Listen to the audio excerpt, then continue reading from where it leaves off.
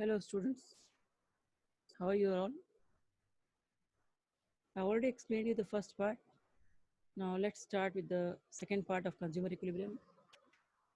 I hope you might have seen that first video, consumer equilibrium, where I've explained you what is the meaning of consumer and other things.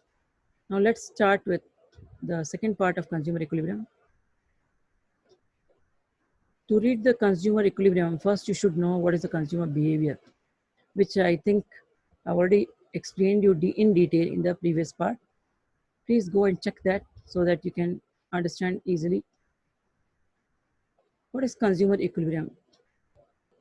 See students, so far we have assumed that any amount of goods and services are always available for consumption. In reality, consumers face constraint, that is income and prices. Limited consumers' income or budget, goods can be obtained at a price. What does it mean? Actually, consumers have a lot of choices, but at the same time, the resources available with him is always limited. That is, the income is limited, whereas his choices might be unlimited. He has to move according to his income. He has to make a plan. He has to prepare a budget.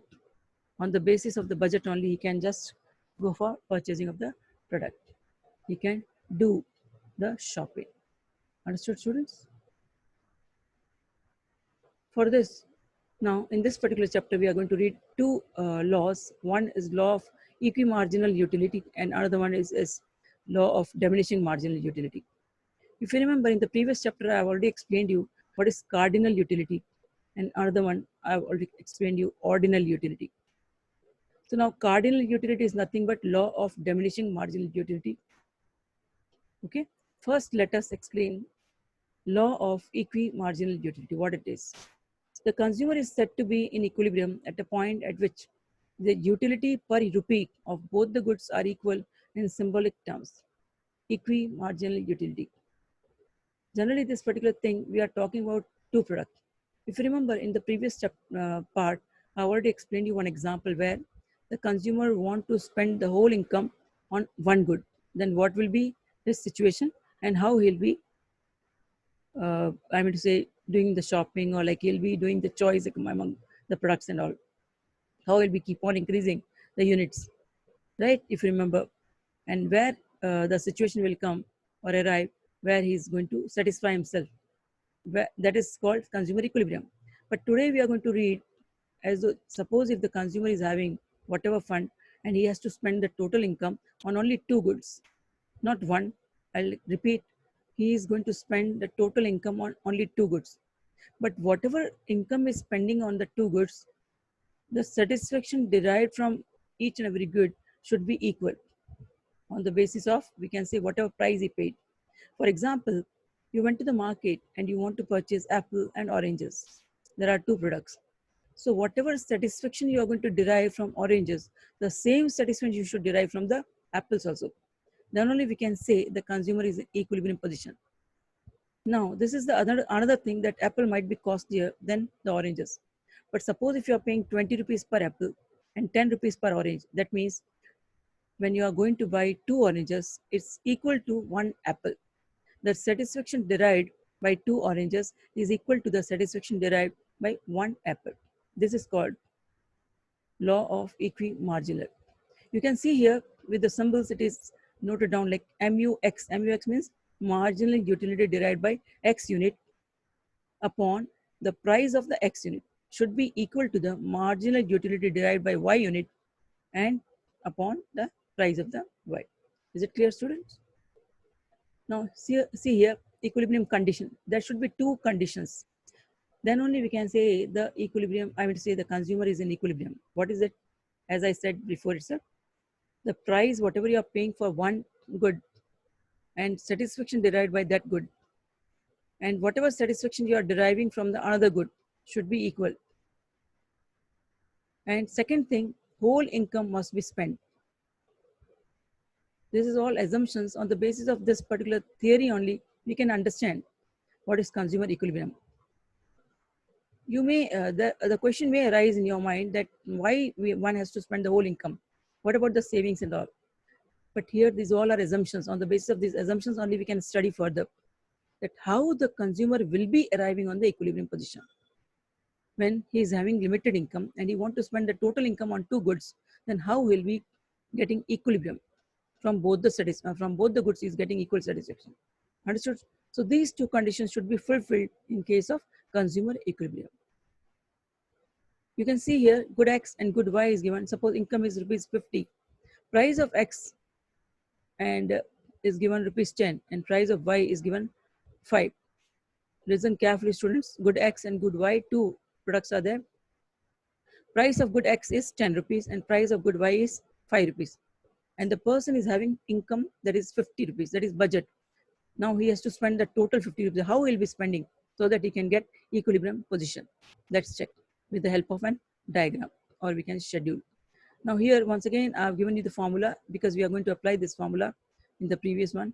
In detail, one more, this one is given, that is Px into Qx. Qx means quantity of X plus Py into Qy is equal to 1. It should be always 1. Why? If you remember, on the top, the formula is already given, that is marginal utility of X upon Px is equal to marginal utility of Y upon Py will give you MUM, that is whatever money you are spending per unit, that is the marginal utility derived by per unit of money, right? If you remember in the previous chapter, I told you utility is equal to utils.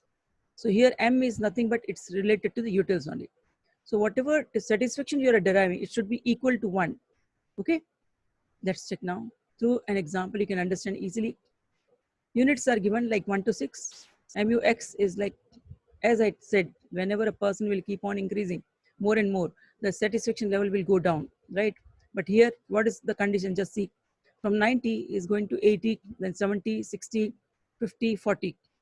Here, margin utility derived by Y unit is keep on decreasing same once again because 5 rupees per unit. So like 50 to 45, then 40. So like he keep on decreasing the units.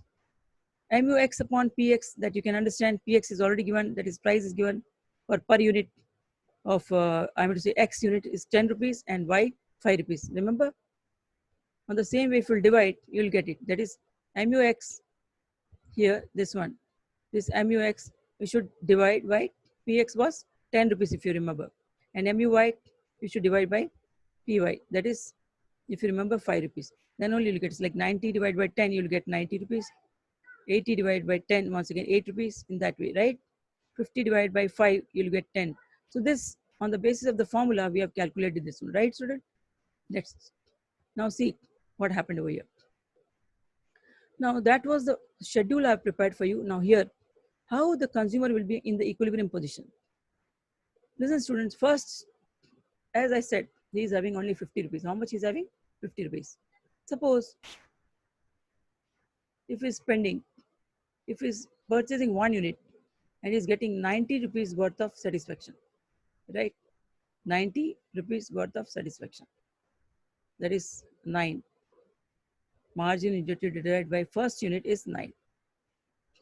What he will be doing?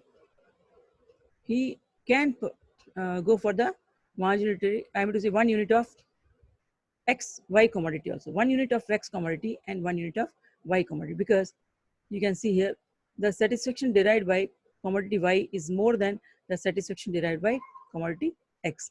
So what he'll be doing?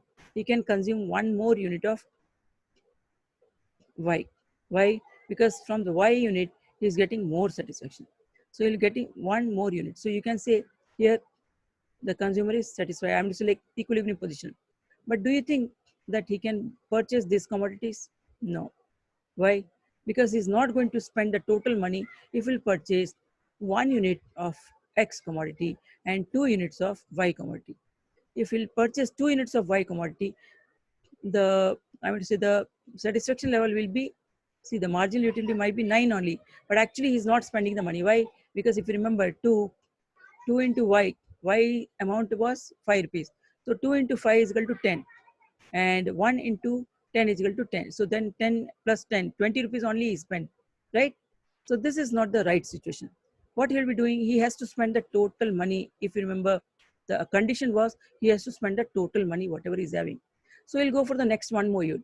In the same way, whenever he'll go for this particular unit, that is 7 units, and I'm going to say when you'll go for the 3 units of X commodity and 4 units of Y commodity, the satisfaction derived at this particular level is equal. Why? Because he's going to spend 30 rupees, that is 10 rupees per unit, that is 3 units of X commodity. That means 3 into 10, he'll be spending 30 rupees. And 4 units of Y commodity, that is he's going to spend 20 rupees. Understood, students? His income was 50 rupees. So 3 units of X commodity and 4 units of Y commodity. 4 units of Y commodity means 20 rupees and 3 units of X commodity means how much? 30 rupees. So 30 plus 20, 50 rupees he already spent. Here you can see is the satisfaction derived by him at this particular level is 7. Here also it's 7. It's both equal, right, students? Let's check how it is. See, if you'll apply the formula, you'll get it. 10 into 3, as I said, 3 units of X commodity. 10 into 3 plus what he has to do? 5 rupees of Y commodity. How much commodity is going to buy? 4. So what he's getting? 50 rupees. 50 rupees is budget. That is his income. He has spent total income, right? 30 plus 20 is equal to 50 rupees. So now we can say the consumer is in equilibrium position whenever he'll purchase 3 units of X commodity and 4 units of Y commodity. Why? Because at that time, MUX upon PY, MUX upon PX and MUY upon PY is same. Both the conditions are fulfilling over here. First condition is MUX upon PX is should be equal to MUY upon PY, and the second condition is he should spend the whole income. Do you understand, students? Both the things he is satisfying here, 7 and 7, right, is equal to one and the same thing. At the same time, he's spending whole income, right? Now you can see over here, good X 90 plus 80 plus 70 is equal to 24. Good Y is equal to 50 plus 45 plus 40 plus 10, 35 is equal to 170. That is total utility. How much he derived is, suppose if a question comes that at this particular condition, that is if he'll purchase 3 units of good X and 4 units of good Y, what is his total utility? Then how you have to calculate? You have to calculate the total utility, that is 90 plus 80 plus 70 plus, 90 plus 80 plus 70. And here he has consumed 4 units. So all the 4 units utility he has to add. And after adding both the things, once again you have to add. That is, you're getting 200, 410. Okay. 3 units of good X and 4 units of good Y, that is total utility is 410. This is the condition where the consumer is in equilibrium position. Now let's check about law of diminishing marginal utility. If you remember, in the previous part, I've already explained you, whenever the consumer will keep on increasing, I mean to say his consumption, one after another, continuously is consuming more and more units, his satisfaction will decline. His satisfaction level will keep on declining. Just see here, the statement is given when a consumer consumes a particular commodity continuously, then the utility derives from each successive unit. What is that? Each successive unit goes on diminishing. Successive unit means, suppose he already ate 1 apple. Now the second apple, if he eats, obviously he will not be getting the same satisfaction from the second unit of apple, whatever he derived from the first unit of apple. So successive here means one after another. Understood? Let's check. Example I'll show you. Here, this example, once again, we can show it through with the help of total and marginal, which already explained in the previous part, total utility and marginal. I'm not going to explain you in detail because go and check what is total and marginal utility, right? Here with the example, I can show you. Here, 0 to 7, 7 units I have already given. Now, whenever a person will consume 0 unit, obviously the total utility divided by it will be 0 only. And marginal utility will be dash. Why? Because he's not consuming anything. Then how we can derive marginal utility? No. So, okay, when he'll consume the first unit, he's going to derive total utility is 10, right? In the graph, you can just locate over here the 10 unit at, see, 1 unit he consumed, then 10 total utility is 10. That is 10 utils worth of utility he is getting. Now, when keep on increasing, what will happen? Just check, see, what is happening? How you are getting marginal utility? As I said, 10 minus 0 will get 10. That is the difference between the previous one and the new total utility will give you the marginal utility. Understood? So here in this curve, we have already explained you the marginal utility, right? Marginal utility at the one. Once again, it is also same at one. When the person is coming one unit, the marginal utility and total utility will remain the same. But when he'll keep on increasing more and more, what happens? Just check. See, the second unit he consumed 18 units worth of total utility he derived.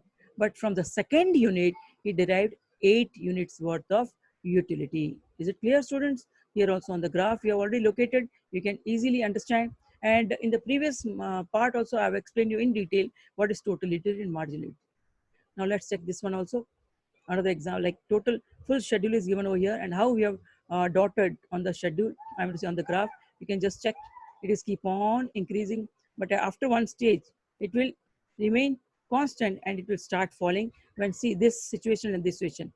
If you remember in the previous chapter, I already explained you that when marginal utility is zero, at that time the total utility will be constant and at the same time it will be maximum. But when it will become negative, you can see it will start falling. Here also, what happened? Zero means it is maximum, right? Zero means maximum.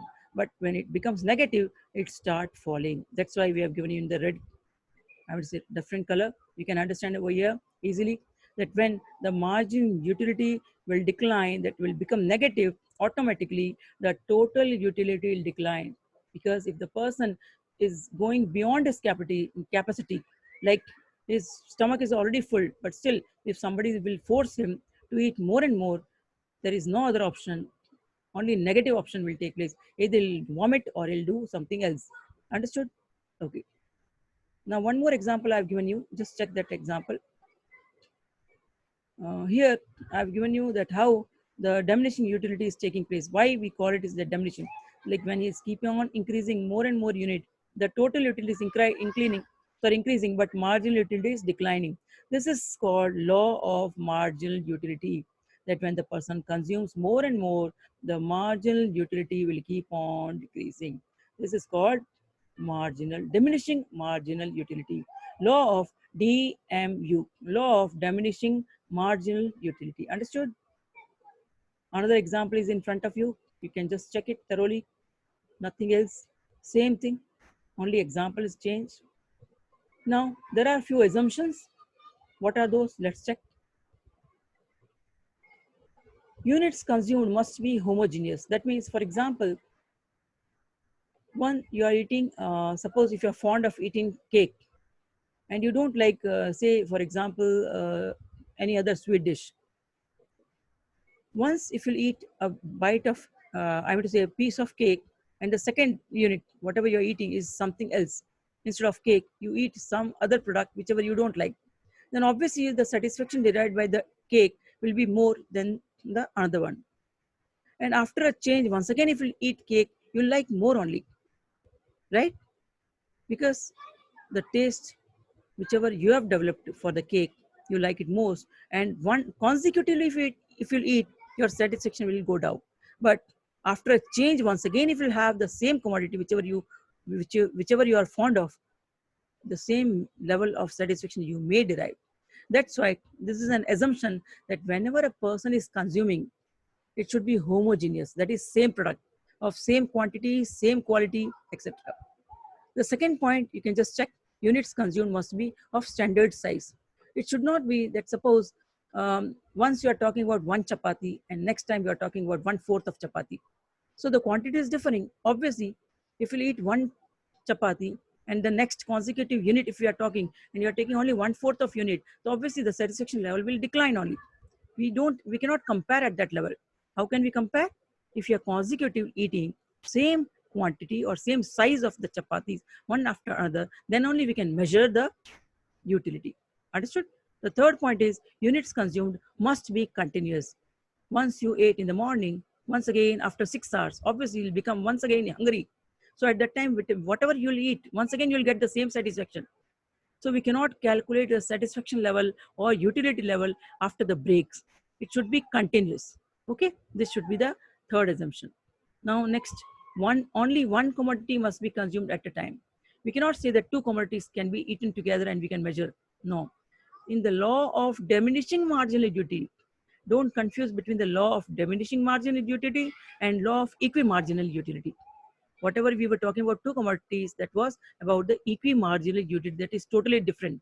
Here we are talking about law of diminishing marginal utility, which is happening only in case of one commodity. So whenever we are talking about the marginal diminishing marginal utility, it should be about only one commodity and at the same time, right? Income must be constant. We cannot say that suddenly the income has increased. So if the income is increased, then the person, obviously he will not like whatever product he might be eating. He will not get that same satisfaction.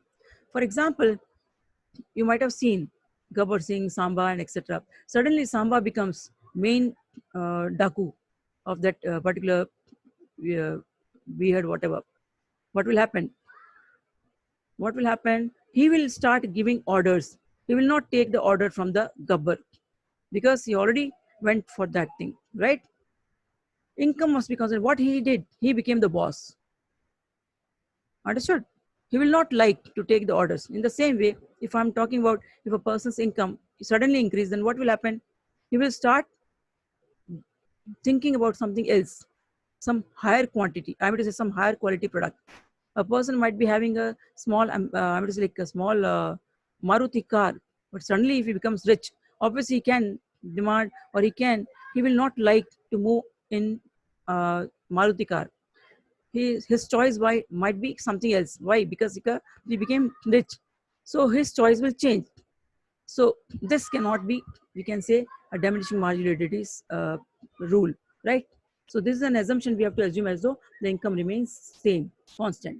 The last but not the least, no substitute or complement be introduced. No substitute or complement be introduced. We cannot say that the person has the particular, I mean to say, instead of one person, some other person can eat same product if we are talking, but we cannot. Or some other substitute. For example, he might be eating drinking milk one after another glass. Suddenly in the drink in the milk itself he adds some coffee and he drank, so obviously the taste will change, so he may like it most, right? We cannot say like that. So once again, this is also one of the assumption. The next, let's check about exceptions. There are few exceptions. That is, one is personal aspects. What are the personal aspects? Some person, they may not like, for example, a person might be rich, but he might not be liking to eat, say, for example, basmati rice. He always want to eat simple rice. I mean, it is like, for example, surti kolam or something like whatever is fond of, right? General people, whatever they are eating. So that is his personal aspect. At that time, whether the price increases, whether the price decreases, whatever, his choice will not change. Even though if his income increases, we cannot say that choice will increase or change. Next is money excluded. Money, we cannot explain it with the money. I mean to say this particular term, we cannot, like, people is having 10,000 rupees. If he'll having 20,000 rupees, then also we cannot say that now his satisfaction level declined from 10,000 to 20,000. The price is, I'm to say money is increasing. So his satisfaction level will not go down. In fact, he will like more and more. Money, who will not like money? So here also, this is one of the exceptions. We cannot say that whenever the money is coming, one after another, like a lot of money is coming, we cannot say that satisfaction level will go down, right? Intoxicants. People like intoxicants, you might have heard about the people like toxic and all these things. Like whenever they are working hard, they are working for the intoxications, etc. They will not, like, some people are fond of this thing. They will not accept it, even though they will keep on doing the same activity, but then also the satisfaction level will not decline from that.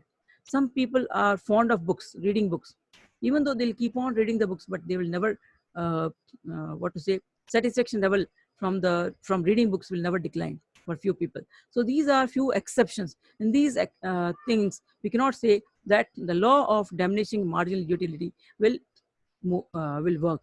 Understood, students? Okay. So now let's recap that what you have studied today. One, law of equimarginal utility. Next, you have studied law of diminishing marginal utility. Some assumptions we have studied and some exceptions on the basis of, I'm going to say, these assumptions and exceptions for diminishing marginal utility, right? Please go through the lesson thoroughly. If you have any doubt, you can post the doubts on the doubt page, whichever has been created by our Vasist Vidyalaya. If you have any doubt, my number I've already given in the previous video. You can just call me directly. Okay, students, please go through the videos properly. And one more thing, go through the assignments, do the worksheets at your home, because sometime may come whenever we'll ask you to give the test, online test, like next Saturday or Sunday or any one day, we can ask you to give the test. So at that time, if you prepare with your worksheets, it will be easy for you to give the exams. Okay, chalo, bye students.